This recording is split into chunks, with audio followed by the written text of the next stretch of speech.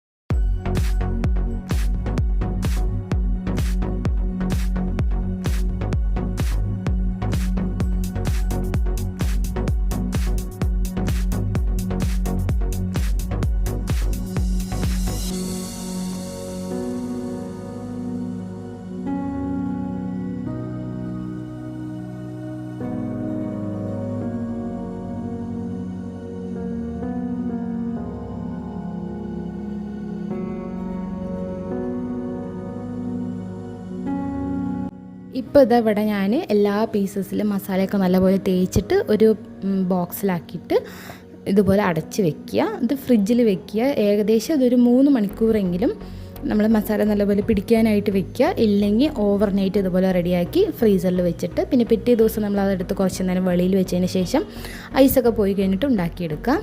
അപ്പോൾ അത് ഞാൻ സൈഡിലേക്ക് മാറ്റി വെച്ചിട്ടുണ്ട്. ഇനി കുബൂസ് ഉണ്ടാക്കാനായിട്ട് ഞാനൊരു ചൂട് വെള്ളം 1 കപ്പ് എടുത്തിട്ടുണ്ട്. അതിലേക്ക് 1 ടേബിൾ സ്പൂണ് ഇൻസ്റ്റൻറ്റ് ഈസ്റ്റാണ് ഞാൻ ചേർത്ത് കൊടുത്തിട്ടുള്ളത്. ഇൻസ്റ്റൻറ്റ് ഈസ്റ്റ് 1 ടേബിൾ സ്പൂണും പഞ്ചസാര 2 ടേബിൾ സ്പൂണും കൂടി ചേർത്ത് കൊടുക്കുക. എന്നിട്ട് മിക്സ് ചെയ്തിട്ട് അതൊരു 10 മിനിറ്റ് റെസ്റ്റ് ചെയ്യാനായിട്ട് വെക്കുക. 10 മിനിറ്റിന് ശേഷം 1.5 കപ്പ് മൈദാമാവ് എടുത്തിട്ടുണ്ട്.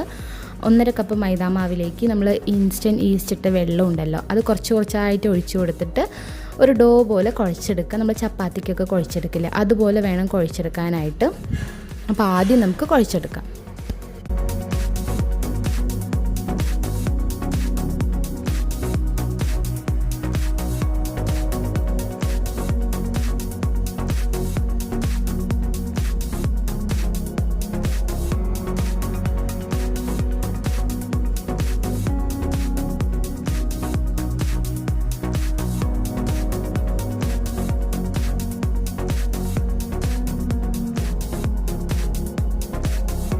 ഇനി നമുക്ക് കുഴച്ചെടുത്ത ഡോ ഒരു വൃത്തിയുള്ള കൗണ്ടർ ടോപ്പിലേക്ക് ഇട്ടിട്ട് ഇതുപോലെ നമുക്ക് പ്രസ് ചെയ്തിട്ട് വേണം വീണ്ടും കുഴച്ചെടുക്കാനായിട്ട്. ഞാൻ വീഡിയോയിൽ കാണിക്കുന്നത് പോലെ ഇതുപോലെ അമർത്തി ഒരു 10 മിനിറ്റെങ്കിലും നമുക്ക് കുഴച്ചെടുക്കണം. അതുപോലെ കുഴച്ചെടുക്കുമ്പോൾ തന്നെ കുബൂസ് നല്ല സോഫ്റ്റായിട്ട് കിട്ടുകയുള്ളൂ. അതുകൊണ്ടാണ് ഇതുപോലെ കുഴച്ചെടുക്കാനായിട്ട് പറയുന്നത്. അപ്പോൾ ഞാനിവിടെ ഒരു 10 to 12 മിനിറ്റോളം ഇത് നല്ലപോലെ കുഴച്ചെടുത്തിട്ടുണ്ട്. കുഴച്ചെടുത്തതിന് ശേഷം നമുക്കിത് റെസ്റ്റ് ചെയ്യാനായിട്ട് വെക്കണം. റെസ്റ്റ് ചെയ്യാനായിട്ട് വെക്കുമ്പോൾ അതിലേക്ക് 1 ടേബിൾ സ്പൂൺ ഓയിൽ തേച്ച് കൊടുത്തിട്ട് ഒരു നനഞ്ഞ തുണി അതിൻ്റെ മുകളിൽ ഇതുപോലെ കവർ ചെയ്യുന്ന പോലെ നമുക്ക് വെച്ചിട്ട് റെസ്റ്റ് ചെയ്യാനായിട്ട് വെക്കാം. ഈ മാവ് കുഴച്ചിട്ട് 2 മണിക്കൂറെങ്കിലും റെസ്റ്റ് ചെയ്യാനായിട്ട് വെക്കണം. റെസ്റ്റ് ചെയ്യാനായിട്ട് വെച്ചതിന് ശേഷം നല്ലപോലെ പൊങ്ങി വരും. എന്നിട്ടാണ് നമ്മളിതിലേക്ക് ഇത് വെച്ചിട്ട് കുബൂസ് ഉണ്ടാക്കുന്നത്. അപ്പോൾ ഞാൻ അതേപോലെ തന്നെ ചെയ്തെടുത്തിട്ടുണ്ട്.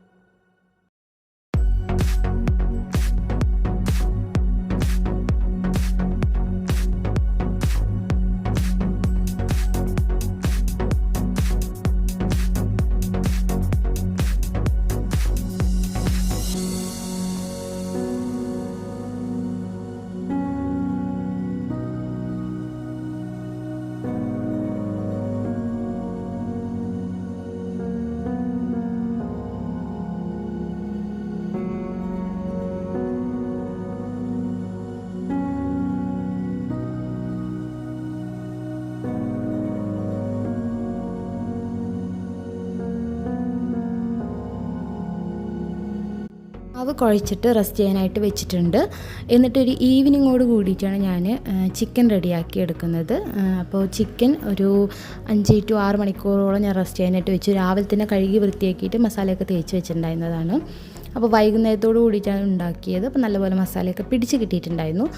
ആദ്യം തന്നെ നമുക്കിത് സ്റ്റീം ചെയ്തെടുക്കണം. അപ്പോൾ നിങ്ങൾക്ക് സ്റ്റീമർ ഉണ്ടെങ്കിൽ സ്റ്റീമറിലേക്ക് ഒരു വാഴയില വെച്ച് കൊടുത്തിട്ട് അതിൻ്റെ മുകളിലായിട്ട് ഇതുപോലെ ചിക്കൻ പീസസ് വെച്ച് കൊടുക്കുക. എന്നിട്ടൊരു 20 മിനിറ്റ് നമുക്ക് സ്റ്റീം ചെയ്തെടുക്കണം. എൻ്റെ അടുത്ത് സ്റ്റീമർ ഇല്ലാത്തത് കൊണ്ട് ഞാൻ ഇതുപോലെ ആണ് സ്റ്റീം ചെയ്തെടുക്കുന്നത്. അപ്പോൾ ഞാൻ സ്റ്റീം ചെയ്യാനായിട്ട് ഒരു 20 മിനിറ്റ് അടുപ്പത്ത് വെച്ചിട്ടുണ്ട്.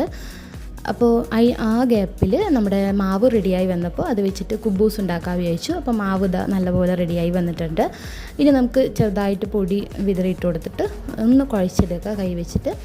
എന്നിട്ട് ഇതിൽ നമ്മൾ ബോൾസ് റെഡിയാക്കി വെക്കണം. അപ്പോൾ ഇതിൽ എനിക്കൊരു 8 to 10 ബോൾസിൻ്റെ ഉള്ളിലാണ് കിട്ടിയിട്ടുണ്ടായിരുന്നത്. അപ്പോൾ ബോൾസ് റെഡിയാക്കി വെച്ചിട്ട് നമ്മൾ സാധാ ചപ്പാത്തി പരത്തെടുക്കില്ല അതേപോലെ പരത്തിയെടുക്കുക. പക്ഷേ ചപ്പാത്തിയുടെ കട്ടിയിൽ കുറച്ച് കൂടുതൽ വേണം. 2 ചപ്പാത്തിയുടെ കട്ടി വേണം ഒരു കുബൂസ് നമ്മൾ പരത്തിയെടുക്കാനായിട്ട്. അതുപോലെ പരത്തിയെടുത്തിട്ട് വേണം ചുട്ടെടുക്കാനായിട്ട്. അപ്പോൾ തന്നെ നല്ലപോലെ പൊള്ളിച്ച് വരുള്ളൂ.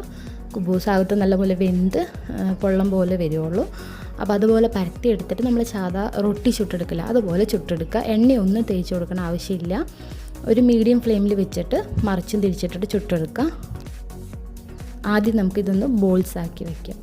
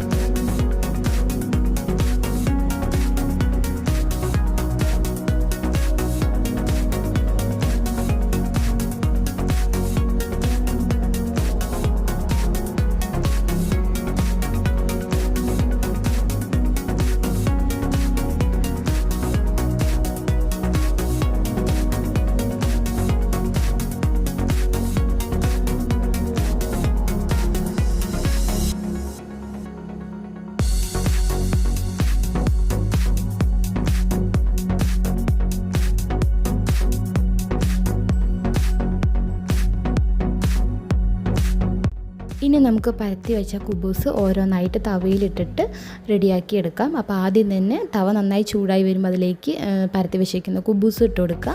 എന്നിട്ടൊരു 10 സെക്കൻഡിന് ശേഷം മറിച്ചിട്ട് കൊടുക്കുക. എന്നിട്ട് ഒരു 20 സെക്കൻഡിന് ശേഷം വീണ്ടും മറിച്ചിട്ട് കൊടുത്തിട്ട് ഇതുപോലെ ഒരു തവി വെച്ചിട്ട് അമർത്തി കൊടുക്കുകയാണെങ്കിൽ നല്ലപോലെ വീർത്ത് വരുന്നതായിരിക്കും. അപ്പോൾ റൊട്ടി നമ്മൾ ഫുൾ കേക്ക് ഉണ്ടാക്കുമ്പോൾ വീർത്തില്ല അതുപോലെ വരുന്നതായിരിക്കും. അങ്ങനെ വരികയാണെങ്കിൽ നമ്മുടെ കുബൂസ് റെഡിയാണ്. അപ്പോൾ കുബൂസ് ഉണ്ടാക്കാൻ വളരെ എളുപ്പമാണ്. ഈസ്റ്റ് മാത്രം നമ്മൾ പുതിയതായിട്ട് എടുക്കുക. പഴയ ഈസ്റ്റ് ഉപയോഗിക്കാതിരിക്കുകയാണെങ്കിൽ കുബൂസ് വളരെ പെട്ടെന്ന് തന്നെ ഉണ്ടാക്കിയെടുക്കാം. അപ്പോൾ അതാ ഞാനിവിടെ കുബൂസ് റെഡിയാക്കി സൈഡിലേക്ക് മാറ്റി വയ്ക്കുന്നുണ്ട്.